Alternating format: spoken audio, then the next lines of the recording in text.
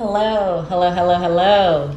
So, are you planning a long trip with your baby? Do you have an infant, a newborn, whom you're about to go on a road trip with?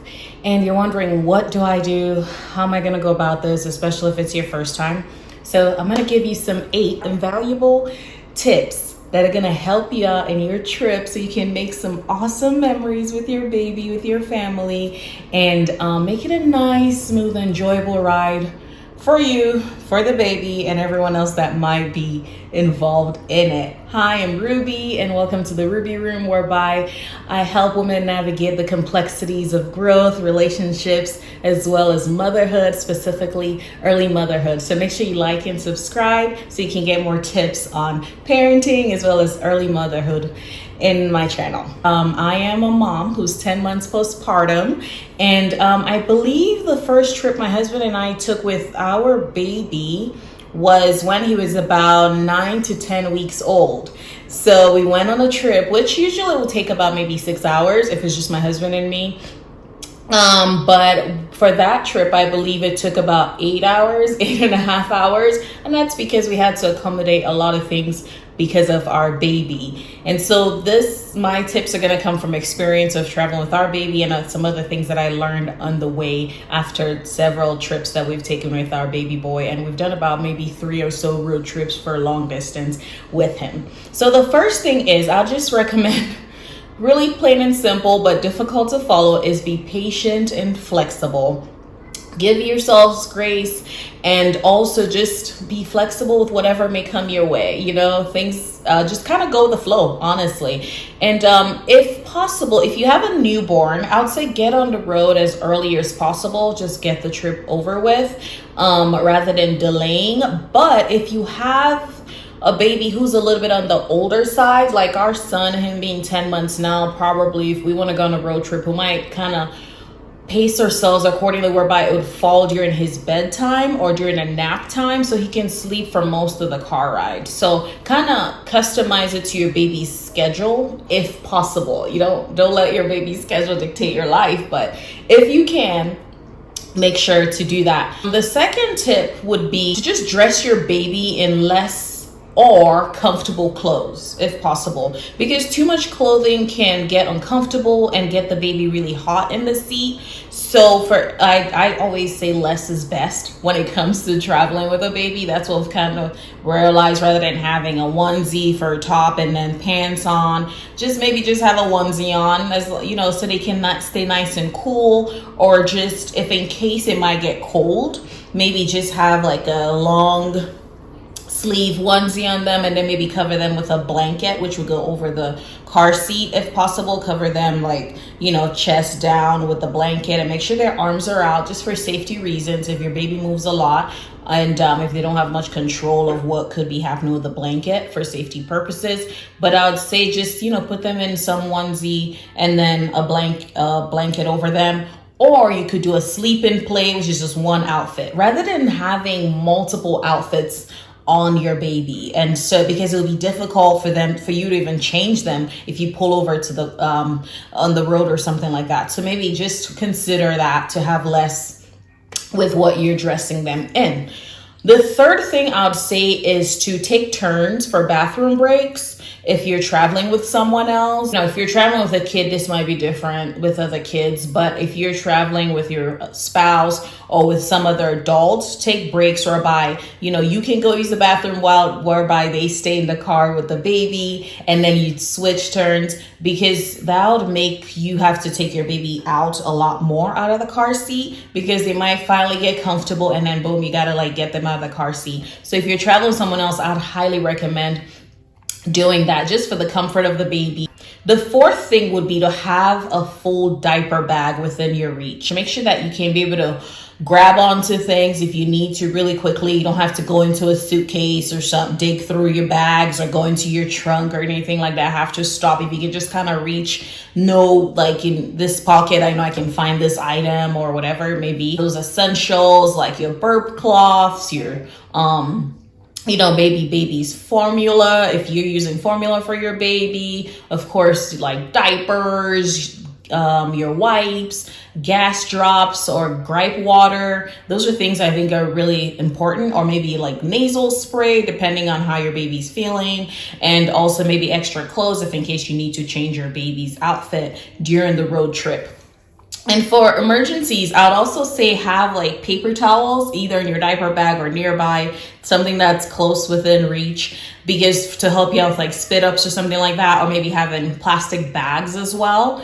If in case maybe your baby does have a blowout and you need to, or even if they don't have a blowout, or you need to change your diaper by pulling over the road or something like that, inside that plastic bag, wrap it and keep going, because you don't want to litter or anything like that. If in case you can't have a bathroom break at some legitimate gas station or rest stop or something like that. So make sure to have that with you. And speaking of blowouts, to my next point, which is having to manage blowouts if possible, because sometimes blowouts are inevitable. You may not be able to manage them, but if you can, these are some tips that can help you. One, I'll just say have frequent diaper changes. I'm not saying you have to change your baby every 30 minutes, but just kind of observe their diapers. Maybe if they've peed a lot, and if that diaper is really soaked with pee, even if they have the slightest bowel movement, poop or something like that, it's gonna cause a blowout. And with the way how they're angled in a car seat, the way how they're sitting, they're kind of diagonal. Like even if they're sitting upright, still it's easier to have a blowout because of just that sitting position. So change them as often as possible, maybe every hour and a half or so if possible, but customize it to what the diaper feels like, because you can always tell what your baby's diaper feels like and if they need a diaper change at the time. So make sure to do that. Another thing too that a friend of ours, the first time we're going on a road trip, one of our good friends advised my husband and me to set disposable bed under pads on the car seat, so your baby's not laying directly on the car seat, but have the disposable pads on top, and then put the baby there if in case your baby does blow out, because she was saying it's so difficult to clean a blowout from a car seat and it's just such a mess. So if in case a blowout does happen, the poo or anything is not going to go directly on the car seat. So make sure to get those. You can get those on Amazon, lots of them. We have a lot of those, and I would highly recommend getting those just to be proactive if in case a blowout does happen. And the next tip would be to use a car seat cover. Even if it's not sunny outside, and I know that's usually the purpose for car seat covers, but have that there just in case you want to create an ambience for your kid that they're inside or in their room, and maybe you want to make the scene a little darker if in case you're traveling during the day. So have the car seat cover over them. Make sure you can still be able to see your baby through it. And I'll share a link of really good car seat cover that I have that you can also be able to get as well, just to kind of monitor your baby's sleep, but also have them comfortable to kind of create an environment as if it's nighttime or in the dark or something like that. Another thing too is just, of course, you got to have your mirror, your car baby seat mirror at the back so you can be able to see them. Of course, don't be too distracted by it, but it's always good to see what's going on with the at the back of the seat with your baby back there. Seventh tip is to make sure just find different ways that your baby can be comfortable. Make your baby comfortable. So one of the things that you could do if you're traveling with another adult in front with you, maybe you can sit at the back and alternate with that person if in case maybe you guys are both driving. And so sit at the back, you alternate someone sitting at the back with the baby, take turns in that so that the baby can feel comfortable and not feel alone. I know when my husband and we go on trips, I usually would sit at the back once in a while with our baby. And when I sit at the back, it's usually when he's awake. If he's asleep, I don't sit at the back. There's kind of not much of a point to that because you can see what's going on with your baby if you have your mirror. But if he's awake and we just if he wants some kind of company, he looks like he's getting bored. So I'll sit there with him and just kind of play with him and talk to him or sing to him or something like that. That's something that you can do. Another thing too is have items within reach of your baby. So for instance, if you're like our son is teething. So one of the things we always do is clip on a teething toy on his car seat so that he can kind of munch on that if I'm driving around with him or my husband is driving around with him. So have a teething toy or just a regular toy that they can hold, and something that maybe you can clip if possible, because so if it falls over, your baby's not crying and they can't reach. So make sure something they can be able to clip or something that will stay near and close to them.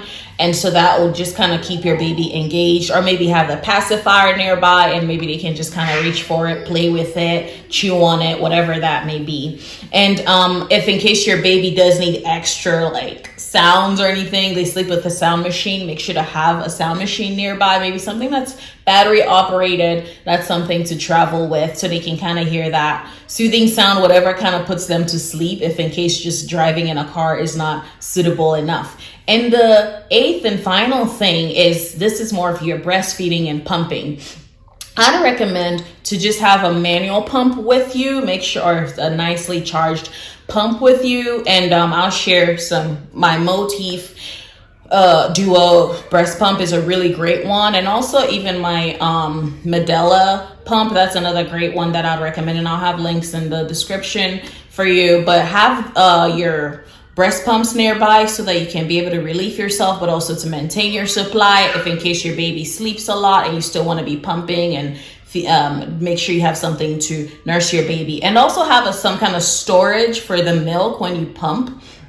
So maybe have a cooler with you. So of course, because it has to stay cool, the milk, so it doesn't go bad. So that's something that if it's more applicable if you are breastfeeding or if you're pumping with your baby. So I hope these 8 tips are very, very helpful for you, and as you embark on your journey with your little one. And let me know if there are additional tips that you can also advise me and others when it comes to traveling with a newborn or an infant. Enjoy your trip. Bye.